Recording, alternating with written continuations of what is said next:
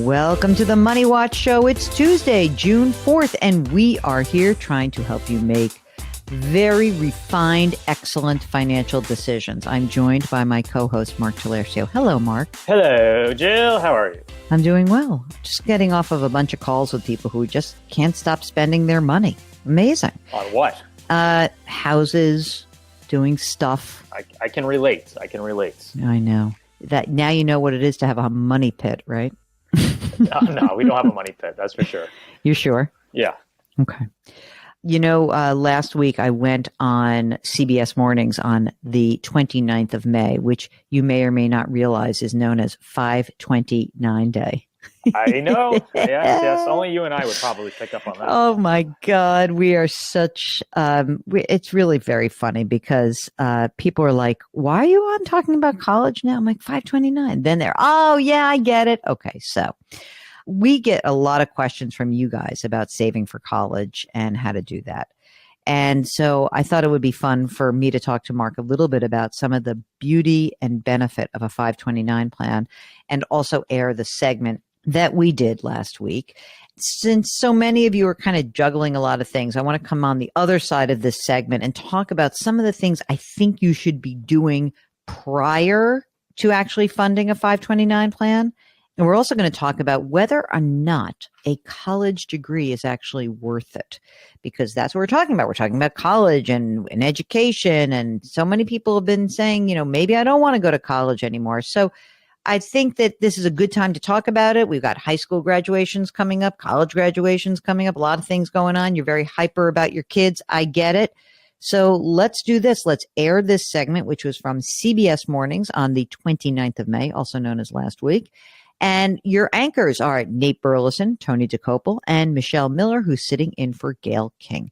Here is the segment. In today's Money Watch, we are talking about saving and paying for education. Today is May 29th, which is also known as 529 Day, to raise awareness about 529 college savings plans. So how can you take advantage of the government programs for education? Well, we got some answers for you. CBS News business analyst Jill Schlesinger is here to break it all down. Good morning. Good morning. Okay, so for those who don't know, what is a 529 savings plan? So these are plans that are created from states, and they have great tax advantages. So you don't get any sort of benefit putting the money straight in, but the money grows without taxation. When you pull it out for your tuition payments and books, no tax due. Now, in some states, there's actually a benefit to putting money in, but you got to check your state directly. And cool thing is that you can own it as the parent, but grandparents can put money in, and we can have money that is moved between siblings. So if one sibling is, I don't know, maybe a great football star, like someone here, right, and the other sibling isn't, you can take Nate's money and push it over to your brother. So these are really wonderful ways to save. Best savings plan ever. I can attest. 2 kids, taken care of. Mm-hmm. So what's new, and what if you don't spend all the money? We may have some. So there was something passed called the Secure Act 2.0 back in 2022. And what it actually said was trying to deal with the idea, hey, what happens if you have leftover money? Is there any benefit to the beneficiary? And under this rule, you can have an account as long as it's open for 15 years. If there's extra money, you can move up to $35,000 into a Roth IRA. Not all at once. It's based on the law each year. So today, if you said, I've got an account, it's been open for 20 years, my kid is going to get the money, you can put $7,000 into this Roth IRA this year. Otherwise, if you don't use the money, you could take the money out. There's a penalty. You pay the tax due, but you can get the money out. Again, you can use it among siblings, which is great. And it's also important to say that this can also be used for private high school and elementary school, up to $10,000 a year in certain states. How much should people borrow for college these days? What's the equation look like? Oh, my gosh. Well, I think the easiest way to think about it is to say, how much do I think I'm going to make in my first job? And I can take all of my borrowing and make it less than that. Now, I also have to say that there are so many parents who are helping out with loans. If you're a parent, what I would say is, all of the borrowing you're doing, including co-signing of loans for all of your kids, should never exceed your total household income. This should keep you out of trouble.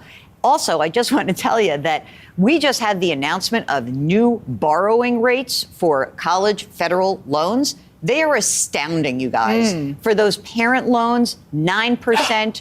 Graduate schools are 8%. For the kids themselves, 6.5%. This is an important conversation to have with your kids early on. We, as a family, cannot afford to send you to the most expensive school. Yeah. We really have to keep this as a generational conversation. Yeah. And the earlier you have it, the better.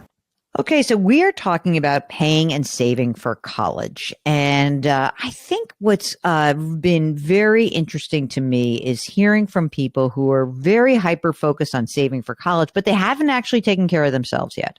So I just want to remind everyone, Mark, that when we talk about saving for college, we always imagine that they are already covering their big three: the emergency reserve fund of 6 to 12 months of your expenses, paying down consumer and student loans for yourself, and funding retirement.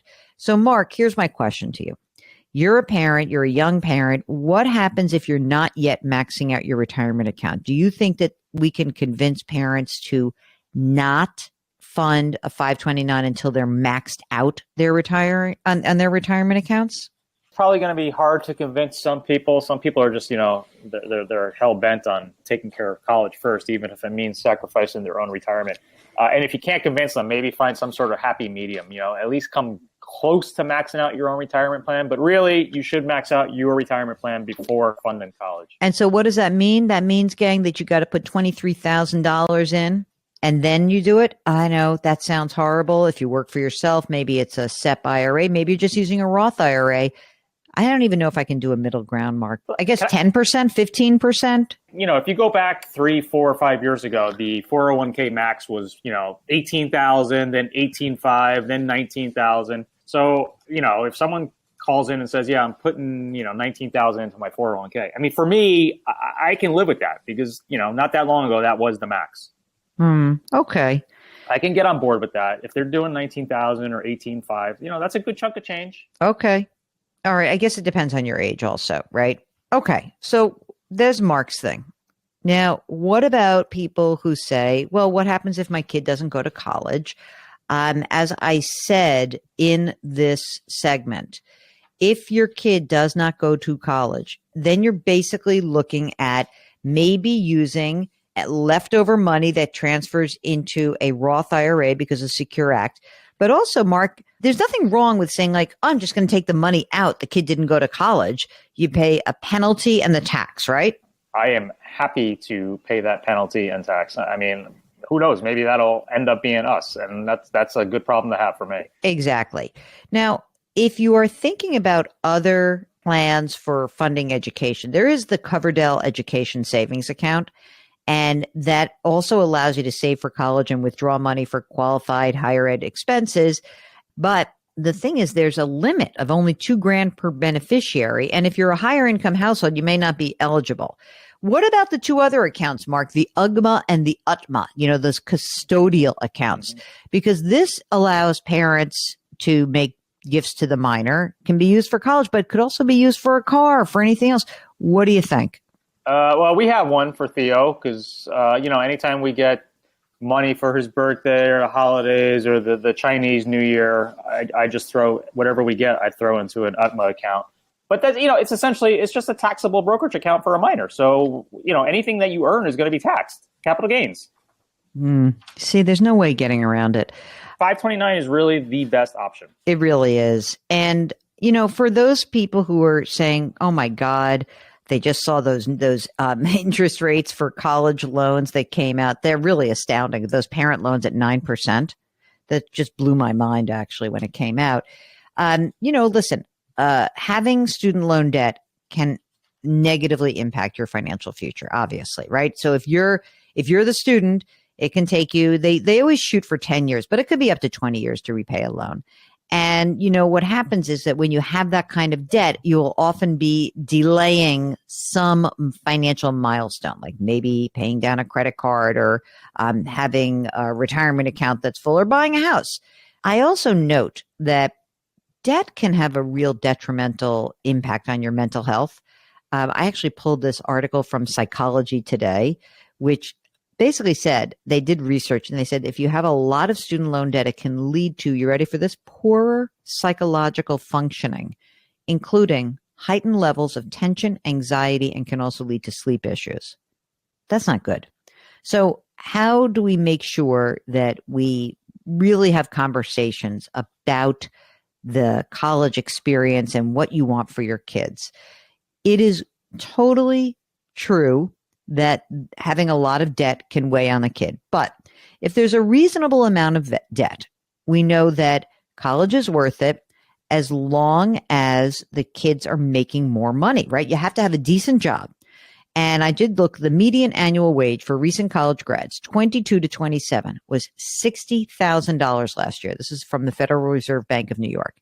And guess how much high school grads earn? $36,000.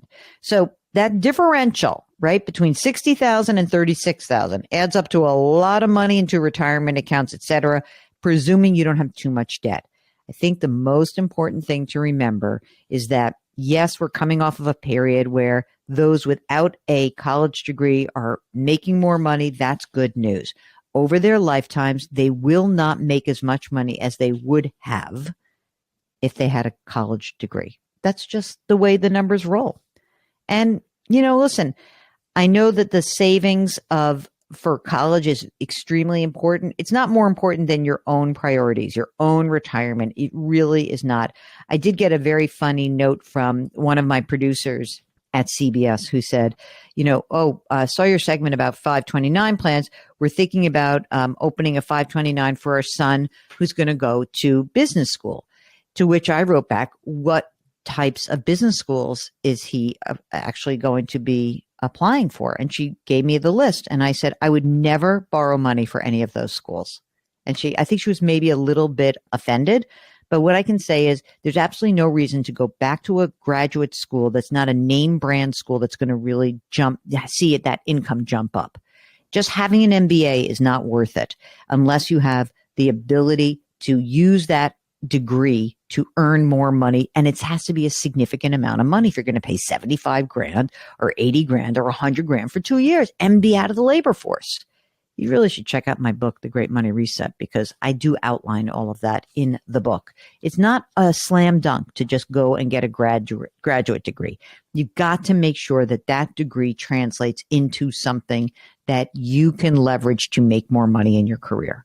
I still have a couple of colleagues from my CBS days that I keep in touch with. And we had the same exact jobs, same titles, same roles, job function, everything else. And these ding-dongs decided to go get master's degree in journalism. And they're still, here we are almost, 20 years later, still paying off those loans. You know who, when a master's degree in journalism pays off, is if you live in a place where you have no access to get into like an actual job you want, and that degree is a entry card in. That's about it. But it has to be an entry card. It can't be like Joe's journalism school. It's Columbia Journalism School. Yeah, okay, I can see that. But even that, I'm not so sure. But that's what it was. Yeah, I mean, it's expensive. Like you're already working at the network, It's not going to do that much for your career. Oh, if you already have a job, that's one thing. My friend Stacy went to Columbia, but she was working at like a small newspaper in Idaho, and she had no way to break into like the New York media world. So that I can understand. I really can. But, if you already have the job, no. And if you are really looking at getting some sort of degree and you really want to know, is this worth it? Why don't you give us a holler? Go to our website, JillOnMoney.com, click the contact us button, write us the note, let us know. I'd love to bring you on. We will anonymize you. We will be brutally honest with you, with your parents, whatever it is. We'd love to help you out. And even if it's not an education question, we'll answer that too. Don't forget that you can subscribe to Jill on Money Live right on that website. That's where you have access to quarterly live webinars and bonus content. And we also have a free weekly newsletter, which comes out every single Friday.